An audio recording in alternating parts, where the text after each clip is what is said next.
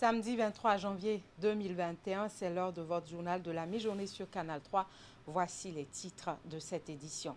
Le bloc républicain forme ses coordonnateurs et rapporteurs communaux sur les stratégies de mise en place des structures de base du parti. Objectif, outiller les participants sur le cadre général et la définition des règles à prendre en compte pour la réussite de ce processus. Première réunion de la conférence administrative départementale du Mono au titre du 4e trimestre de l'année 2020. À l'ordre du jour, deux principaux sujets, la problématique du taux de personnes souffrant de diabète dans le département et la consommation des crédits délégués. Tournée d'information et de sensibilisation de la ministre des Affaires sociales et de la microfinance sur les avantages du microcrédit à l'AFIA. C'est l'occasion d'aller à la rencontre de la population et d'échanger avec elle sur la mise en œuvre de ce programme qui vise l'amélioration de leurs conditions de vie. Voilà pour le sommaire. Bienvenue. Merci de nous suivre. Actualité politique. Pour commencer, le bloc républicain procède au réglage pour la mise en place de ces structures à la base. Les coordonnateurs et rapporteurs communaux chargés de la conduite du processus prennent part à une formation objectif, outiller les participants sur le cadre général et la définition des règles à prendre en compte pour la mise en place des structures de base du parti. Le compte rendu est signé Nagui Balabé. Pour sa structuration depuis la base, le bloc républicain s'active. Rapporteurs et coordonnateurs communaux sur toute l'étendue du territoire national ont rallié Cotonou pour ensemble définir les préalables et s'enquérir du canevas, ainsi que des tenants et aboutissants de cette activité, dont l'importance n'est plus à démontrer. Le parti, le bureau politique compte sur vous pour que la mise en place de cette structure-là soit faite de la manière la plus objective possible. Si nous devons attirer les gens dans le parti, c'est effectivement le moment de faire en sorte que tous ceux qui peuvent venir viennent. Tous ceux qui ont une petite sympathie. Donc on n'a pas encore fermé l'adhésion au parti. Pendant l'exercice qui est en cours, les gens peuvent continuer d'adhérer au parti.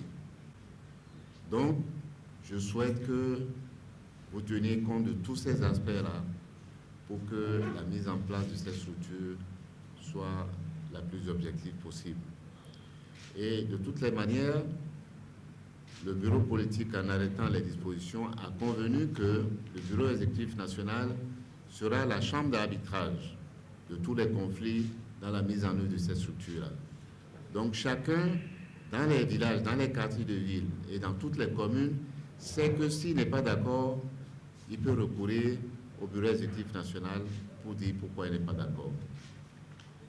Pour chaque commune, il sera procédé à l'installation de comités de supervision, lesquels se chargeront de conduire l'ensemble des opérations, sous l'égide bien entendu du coordonnateur et du rapporteur, ayant notamment pour rôle de veiller ça et là à la régularité du processus. Donc toutes les régions, toutes les communes du Bénin étaient représentées pour recevoir en fait le message et la description précise de la façon dont l'activité doit se dérouler. Et donc ça a été l'occasion pour les uns et les autres de demander des clarifications et aussi d'avoir des éléments du bureau national exécutif sur ce qui est attendu de chacun et surtout en termes de délai, parce qu'on n'a pas de temps à perdre par rapport aux prochaines échéances qui arrivent. Le parti doit être ancré localement à la base pour que les uns et les autres puissent faire le travail attendu très rapidement par rapport à la victoire que nous attendons tous. Non, la suite, c'est qu'ils vont repartir sur le terrain. Dans un délai de 10 jours maximum, nous produire déjà la liste des équipes de supervision au niveau des arrondissements. Après cela, il y a d'autres types d'opérations qui sont prévues et que je ne voulais quand même pas dévoiler ici parce que c'est une stratégie de guerre. Voilà, si vous livrez votre stratégie de guerre à la télévision, alors que nous sommes plusieurs partis politiques, il y en a qui peuvent copier et nous faire mal. Les explications du bureau exécutif ont débouché sur des échanges à bâtons rompus, histoire de situer chaque participant et clarifier les zones d'ombre éventuelles. Et vous le savez, cette activité du Bloc républicain est organisée en prélude à l'élection présidentielle prévue pour le dimanche 11 avril prochain, à moins donc de 3 mois du scrutin. Social Watch Bénin appelle la classe politique au respect des principes démocratiques et à la sauvegarde des acquis. C'était à travers une déclaration de presse suivie. Vous n'êtes pas sans savoir l'imminence de la tenue de l'élection présidentielle de 2021 dans notre pays, un grand rendez-vous que nous devons aborder avec précaution à travers un scrutin transparent et concurrentiel, gage de la paix et de la concorde nationale. Inexorablement, ce processus électoral a amorcé sa phase décisive avec la convocation le 25 novembre 2020 du corps électoral pour le dimanche 11 avril 2021 par le gouvernement du Bénin et surtout avec la publication officielle par la Commission électorale nationale autonome le lundi 11 janvier du calendrier électoral selon lequel les députés et maires devant parrainer les candidats à la dite élection sont invités à retirer des formulaires de parrainage pour la période allant du 12 au 31 janvier 2021. Évidemment, au terme de l'article 132, alinéa 9 du Code électoral du 15 novembre 2019, je cite, « Nul ne peut être candidat aux fonctions de président de la République ou de vice-président de la République s'il n'est dûment parrainé par un nombre de députés et ou de maires correspondant à au moins 10% de l'ensemble des députés et des maires. » Fin de citation. Ainsi, les candidats à l'élection présidentielle d'avril 2021 devront bien se faire parrainer par au moins 16 députés ou maires. Or, en raison du défaut d'un mécanisme juridique d'application de cette disposition légale et du nouveau contexte politique où l'opposition est absente au Parlement et presque absente à la tête de la plupart des mairies, cette réforme électorale souffre de consensus national, soulève de vives polémiques et plonge le Bénin dans une crise préélectorale qui, malheureusement, risque de perturber la paix, un joyau que le Bénin vend au plan international. Et Social Watch Bénin, ne pouvant rester silencieux face à ce suspense d'enjeu national, invite expressément les pouvoirs publics béninois et toute la classe politique à prendre la mesure de la situation et y apporter des solutions politiques d'apaisement nécessaires et susceptibles de remettre tous les acteurs politiques, voire toute la population béninoise, en confiance. En ces moments très éprouvants pour tout le peuple béninois, nous appelons au calme et à des comportements vertueux. Et cette actualité concernant la prochaine élection présidentielle dans notre pays a également fait objet d'échanges hier au Conseil économique et social. C'était à l'occasion de l'audience accordée par le président de l'institution aux membres du consortium présidentiel 2021 et toujours dans la journée d'hier, les membres de la cellule de coordination du plan stratégique de développement de l'Église protestante méthodiste du Bénin étaient au cabinet du président du Conseil économique et social. Je vous invite à suivre les propos recueillis par notre équipe de reportage à la fin de l'audience. Nous sommes venus rencontrer le président du Conseil économique et social pour faire le point de notre collaboration et de la contribution de cette institution au développement, non seulement de l'EPMB, mais au développement de la nation béninoise tout entière. En effet, il y a 2 ans, nous avons présenté au Conseil économique et social, notamment au président, notre plan stratégique de développement sur les 5 années jusqu'à 2022. Le président, avec lui, nous avons vu quelques pistes de collaboration possibles et quelques pistes d'appui. Malheureusement, 2020, Covid-19 est intervenu et a mis un point d'arrêt à notre collaboration et aux engagements. Cette année, nous avons choisi, en dehors de dire les vœux au président et à toute son institution, voir dans quelle piste et de quelle manière nous pourrons continuer malgré la pandémie qui est toujours dans le monde.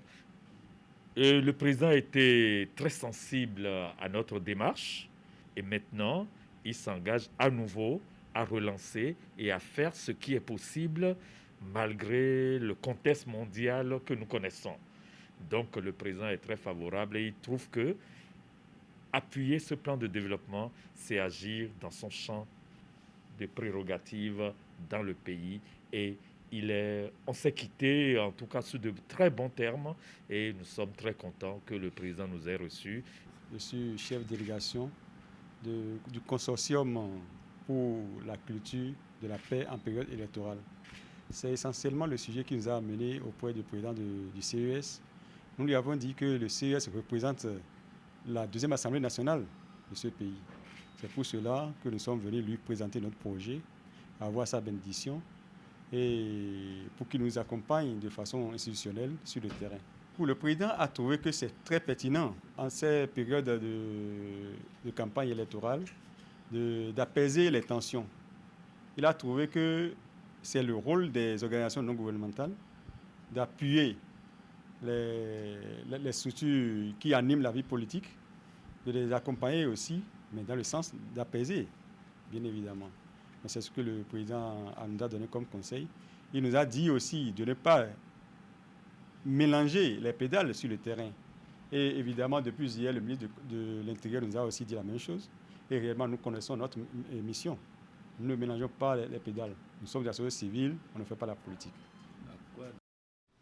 Dans un tout autre registre maintenant, première réunion de la conférence administrative départementale du Mono au titre du 4e trimestre de l'année 2020. Deux principaux sujets sont inscrits à l'ordre du jour de la séance. Il s'agit de la problématique du diabète dans le département et la consommation des crédits délégués.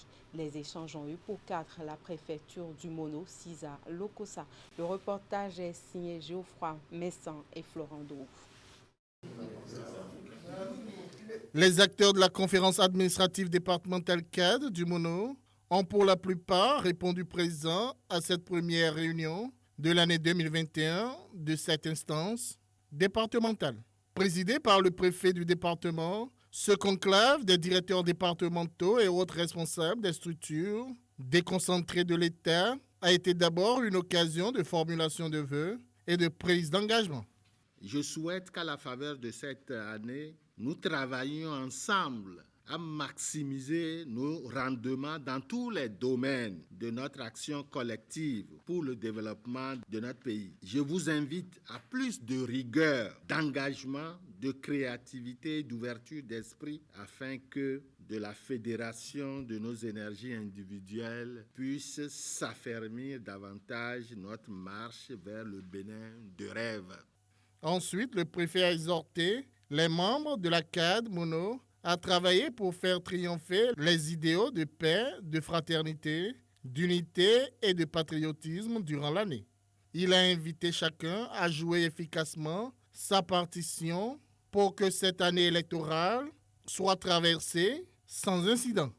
Que l'année 2021 soit une excellente et fructueuse année pour chacun de nous, pour le Mono, notre département, et pour notre pays, le Bénin.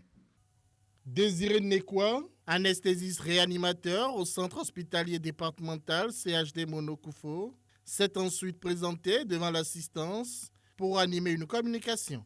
Elle a porté sur les mesures préventives contre le diabète.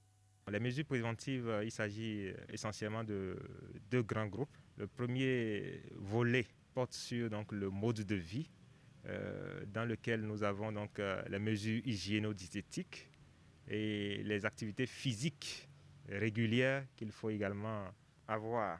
Et le deuxième volet, c'est le contrôle de sa glycémie. Qu'on soit malade ou pas, à partir d'un certain âge, il faut se porter directement vers un centre de santé pour pouvoir donc contrôler de manière prompte sa glycémie afin de savoir donc si on est diabétique ou si on est en train donc de s'approcher du diabète ou pas. Donc voici un peu les grands volets des mesures préventives que nous avons exhibées tout à l'heure dans notre présentation et qui, pour ma part, lorsque c'est bien pris en compte, amènera la majorité à pouvoir réduire donc l'incidence du diabète. L'autre sujet qui a fait l'objet de communication durant cette rencontre est le point de la consommation des crédits délégués au titre du 4e trimestre de l'année 2020. Le diabète. Des dispositifs de lavage de mains en matériaux définitifs seront bientôt disponibles dans les collèges et écoles des communes de Djakotomé, Zakota, Avrankou et Kandi. Les travaux ont été lancés officiellement à l'école primaire publique de Djakotomé, c'est dans le département du Koufo. Cette initiative est à mettre à l'actif de Bénin Yali Alumni Association. On retrouve Geoffroy Messan pour faire le point. Mercredi 20 janvier 2021, cours de l'école primaire publique de Djakotomé dans le département du Koufo.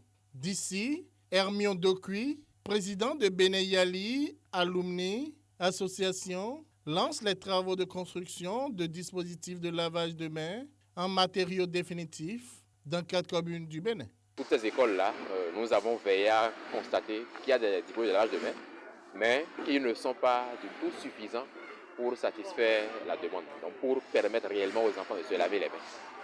Donc, le groupe A, par exemple, qui nous a amenés ici et qui finalement, dans le lavage de mains, va finalement desservir près de 2 autres groupes, donc A, B et C, les 3 mis ensemble, nous touchons les 700 écoliers. Cette construction ainsi lancée va durer environ 1 mois et demi. Elle est la mise en œuvre d'un projet de construction de système de lavage de mains dans 4 communes du Bénin, Djakotomé, Zakota, Avrankou et Kandi.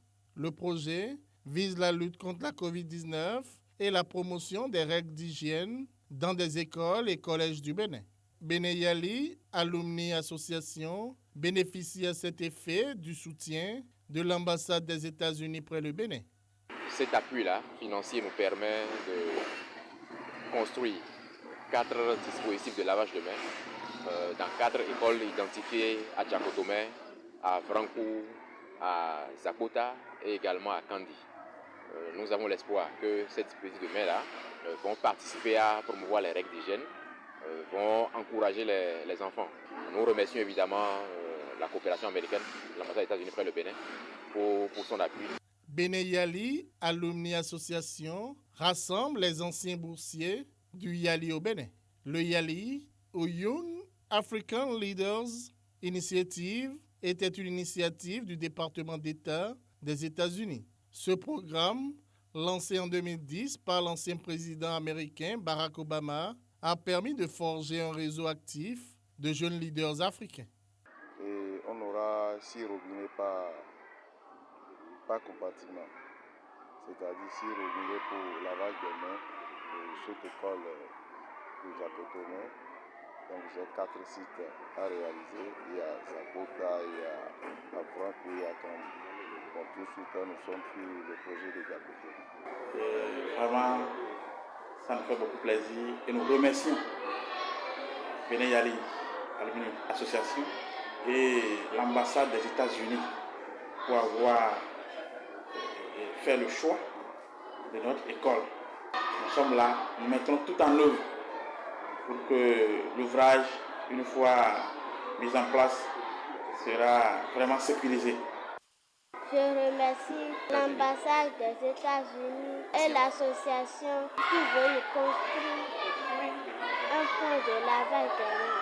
Les 4 points de lavage de mains desserviront plus de 3000 apprenants et acteurs des écoles et collèges ciblés. Le projet ainsi lancé sera implémenté avec une modique participation des écoles et collèges bénéficiaires qui se matérialisera sous la forme de participation aux travaux d'entretien des ouvrages. On s'intéresse maintenant à l'atelier de formation organisé au profit des agents de police en service dans les différents postes frontaliers du Bénin. La rencontre est organisée par la Direction de l'émigration et de l'immigration et l'Organisation internationale pour la migration au Bénin. Objectif, contribuer à la lutte contre la propagation interpersonnelle de la COVID-19. Ces agents de la police républicaine viennent de 6 postes frontières du Bénin que sont Porga, Malanville, Semekrake, Igolo et Ilakonji. Ils sont réunis ici à Agoué, dans la commune de Grand Popo, pour une formation en tant qu'agent de l'émigration et de l'immigration. Elle porte sur les procédures opérationnelles standardisées, POS, en gestion des cas de COVID-19 au point d'entrée des frontières terrestres du Bénin. L'organisation est assurée par l'Organisation internationale pour la migration, OIM, au Bénin et la Direction de l'émigration et de l'immigration, DEI. Des procédures opérationnelles standardisées, SOP, ont été étudiées et adoptées à la suite d'un processus allant d'un atelier technique à un atelier de validation. Elles représentent l'outil adéquat pour les agents en poste aux frontières terrestres sur la préparation, la coordination et le suivi des normes prévues dans un contexte de crise sanitaire à l'échelle de la COVID-19. Il est donc question ici aujourd'hui de vous approprier les dits SOP, de les comprendre convenablement, de vous les approprier en vous préparant à toute situation éventuelle qui pourrait se poser lors de l'exercice de vos fonctions au sein des points d'entrée. Cette formation contribue à la lutte contre la propagation interpersonnelle de la COVID-19 aux postes frontières terrestres du Bénin à travers la mise en place de mesures standards pour les agents de police aux frontières. Elle s'inscrit dans la droite ligne des activités qui meublent le projet de mitigation de la propagation de la COVID-19 aux postes frontières terrestres du Bénin. Un projet financé par le gouvernement norvégien. Le projet dans le cadre duquel nous sommes réunis ici ce jour prend en compte 5 frontières, 2 du nord que sont Porga et Malanville et 3 du sud que sont Igolo, Semekrake et Ilakonji. Le projet a 4 composantes essentielles. D'abord, la rédaction des procédures opérationnelles standardisées de gestion des cas de Covid. Ensuite, la formation de vous, officiers d'immigration, sur ces procédures, la dotation à la DEI de quelques outils de lutte et de réponse à la Covid, que sont des thermomètres et l'installation aux 5 postes frontières de kits de lavage des mains à grande capacité. La dernière composante du projet est relative à la sensibilisation sur les gestes et comportements de lutte contre la COVID. Il s'agira de flyers en français et en anglais qui seront disponibles aux 5 frontières et qui seront partagés aux usagers. La formation est structurée autour de modules de formation subdivisés en présentation et en évaluation. Elle permettra aux participants d'être informés sur les dispositions du règlement sanitaire international cadrant avec la gestion des frontières terrestres. Il y sera également procédé au renforcement des capacités des participants sur les procédures opérationnelles standardisées de gestion des cas de COVID-19. Renforcement des capacités sur les bonnes pratiques d'éducation des adultes. Il s'agit surtout d'entretenir les participants sur la problématique du droit à l'éducation pour tous. C'est une initiative du réseau Pamoja Afrique de l'Ouest qui a pris fin hier à Cotonou après 3 jours de travaux. Reportage. Pamoja Afrique de l'Ouest renforce les capacités des adultes sur les bonnes pratiques d'éducation. L'activité réunit des participants venus de 14 pays africains, membres du réseau. Son objectif, promouvoir et faciliter l'accès des adultes et des jeunes à l'éducation de qualité tout au long de leur vie, en vue de contribuer au développement durable et équitable en Afrique. On a jugé utile de tenir cet atelier pour que nous puissions tous avoir une compréhension commune du concept de bonne pratique d'éducation des adultes L'atelier nous permettra aussi de comprendre la méthodologie de documentation et de capitalisation d'une bonne pratique d'éducation des adultes. Ensemble et de façon participative, nous allons identifier les stratégies de diffusion et de réduplication de ces bonnes pratiques au sein de nos pays membres. PAMOJA a plusieurs partenaires tels que la coopération suisse au Bénin, DVV International. C'est donc dans le cadre de notre partenariat avec DVV International que PAMOJA a été sollicité pour collecter et diffuser les bonnes pratiques d'éducation des adultes. Dans le souci d'atteindre son objectif, PAMOJA Afrique de l'Ouest s'est doté d'un plan stratégique 2020-2021 qui s'articule autour de 3 axes. Le présent atelier s'inscrit donc dans le cadre de l'opérationnalisation du premier axe intitulé « L'amélioration de la qualité dans la mise en œuvre des alternatives éducatives ». L'atelier devrait se tenir en 2020. Mais avec le premier budget, avec cette pandémie, les billets étaient devenus excessivement chers. Il fallait négocier une rallonge avec le partenaire. Heureusement que les efforts ont été récompensés, raison pour laquelle cet atelier se tient aujourd'hui. Démarré le mercredi 20 janvier, l'activité va durer 3 jours. Les 2 premières journées sont dédiées à la formation et la dernière sera consacrée à l'Assemblée générale annuelle du réseau. La ministre des Affaires sociales et de la microfinance est en tournée de sensibilisation sur les avantages du programme de microcrédit à l'AFIA. Jeudi, elle était dans les communes des départements du Mono et du Koufo où elle a échangé avec les potentiels bénéficiaires du programme et autres acteurs des parties prenantes sur l'importance de ce programme.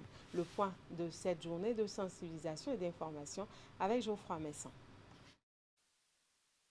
Commun, ville carrefour et commerciale du département du Mono, est la première étape dans ce département du sud-ouest du Bénin d'une tournée organisée par le ministère des Affaires sociales et de la microfinance. Conduite par la patronne de ce département ministériel, avec à ses côtés notamment le directeur général du Fonds national de la microfinance, FNM, cette tournée a permis d'informer et de sensibiliser les populations sur les avantages du microcrédit à l'AFIA. Le microcrédit à l'AFIA, c'est le crédit que le gouvernement a mis en place pour les couches les plus vulnérables. Les personnes qui n'ont pas nécessairement accès aux services financiers, donc aux services de nos institutions de microfinance et aux services des banques. Ce sont des crédits de 30 000 à 50 000 que nous mettons en place grâce à nos institutions partenaires. À Bopa, ici, deuxième étape de la tournée, ou à Royagbe, dans le département du Mono, puis à Dogbo, dans le département du Koufo, les cibles et autres parties prenantes à la mise en œuvre du microcrédit à l'AFIA ont massivement répondu présent à l'invitation. Le directeur général du FNM a joué le rôle de principal communicateur. Donc, pour bénéficier de ce crédit, les conditions sont assez simples parce qu'on a voulu vraiment qu'il y ait ce qu'on appelle une documentation minimale. Première chose, c'est qu'il faut être éligible. Deuxième chose, on va exiger que vous ayez une carte d'identité, une carte LEPI, des éléments pour qu'on puisse vous reconnaître. Troisième chose, c'est qu'il va falloir que vous ayez un compte Mobile Money, parce que contrairement aux anciens programmes, ce programme-ci, les crédits seront décaissés par Mobile Money. Donc une autre condition, c'est que c'est des crédits solidaires, donc vous devez venir en groupe de 3 et en groupe de 5. Et bien que vous soyez là en groupe, un crédit solidaire, le crédit est individuel. Chacun a la responsabilité de son crédit. Et enfin, lorsque l'institution va juger que votre dossier est éligible, on va vous demander de payer des frais de dossier et des frais d'assurance qui ne vont pas dépasser 600 francs. Les avantages du microcrédit à l'AFIA, les conditions à remplir pour en bénéficier, les conditions de remboursement, toutes les préoccupations et interrogations des populations ont été abordées afin de les amener à adopter ce produit du FNM. Il faut dire que le microcrédit existait déjà avant, sous d'autres appellations que vous connaissez. Mais nous avons été instruits par le chef de l'État pour revoir les conditions du microcrédit. Le microcrédit à l'AFIA présente certaines particularités. Quand vous l'exposant, vous comprendrez en quoi cela est différent. Nous sommes partis d'une ancienne formule pour arriver à une formule où il y a moins de frais supplémentaires, il y a moins d'intermédiaires, parce que les intermédiaires aussi représentent des frais supplémentaires où on faut donner 500 par ici, 1000 francs par ici. Quand on accumule tout ça, finalement, quel est le bénéfice? Alors que le but de la microfinance, c'est de sortir, c'est de lutter contre la pauvreté et de sortir les populations vulnérables de la précarité. Durant cette première journée de sa tournée dans les départements du Mono et du Koufo, le ministre des Affaires sociales et de la microfinance a aussi eu le soutien des élus locaux et communaux. C'est le lieu de témoigner notre reconnaissance au chef de l'État, le président Patrice Talon, pour les nombreuses actions de développement qu'il ne cesse de mener pour le bien-être de nous tous. La deuxième journée de cette tournée d'information et de sensibilisation dans le Mono Koufo sera consacrée aux communes de Djakotomé et d'Aplaroui. Et avant de mettre un terme à ce journal, on s'intéresse maintenant à cette activité de la Société béninoise de brasserie en collaboration avec le Centre national de sécurité routière qui sensibilise les chauffeurs de la principale gare routière de Parakou au respect du code de la route. C'est dans le cadre de la campagne dénommée Sobebra vous décode le code. Il s'agit de rappeler aux usagers de la route les notions élémentaires de la sécurité routière. Le point de cette séance de sensibilisation organisée à Parakou dans ce reportage signé René Soblo.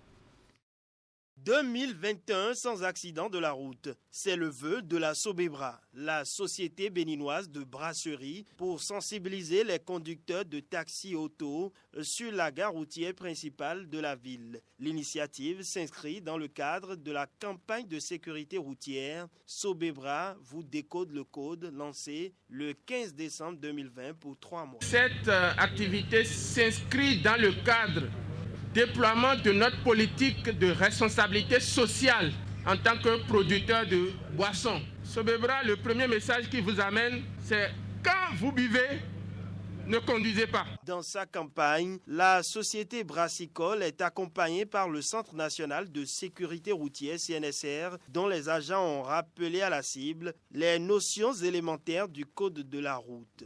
Pour ne pas être victime d'un accident de circulation, chers amis de la route, qu'est-ce qu'il faut faire? C'est vrai que le bon Dieu surveille tout le monde, mais autant que nous sommes, chacun doit pouvoir respecter le code de la route. La sécurité routière n'est pas une affaire d'une seule personne. Tout le long de cette campagne, les produits de la gamme Yuki porteront un panneau de signalisation routière avec un message et la conduite à tenir à la vue de ce panneau. Mieux, les consommateurs des produits Sobebra pourront tester leurs connaissances en sécurité routière sur le site de la société. Nous parcourons les grandes gares routières du pays pour des séances foraines de sensibilisation directement à l'endroit des usagers que vous êtes. Sur la période, vous pouvez tester si vous maîtrisez le code sur notre site internet sobebra.bj. Et vous pouvez avoir une note qui vous permet à la fin de la semaine ou à la fin du mois, soit de gagner un bon de formation, de gagner des t-shirts, des casquettes, des porte-clés et beaucoup d'autres lots. Et pour s'assurer que les enseignements ont été bien assimilés, des jeux questions-réponses ont été organisés au profit des usagers de la route, occasion de mettre également l'accent sur les 10 commandements du bon conducteur qui ne devrait surtout pas s'adonner à l'excès de vitesse. Vous l'avez compris, sur la route, il faut respecter le code de la route et surtout ne pas prendre la route quand vous avez bu un verre de trop. Fin de ce journal, toute l'équipe qui m'accompagne vous remercie pour votre attention. Passez de très bons moments en compagnie de nos programmes sur Canal 3 Bénin.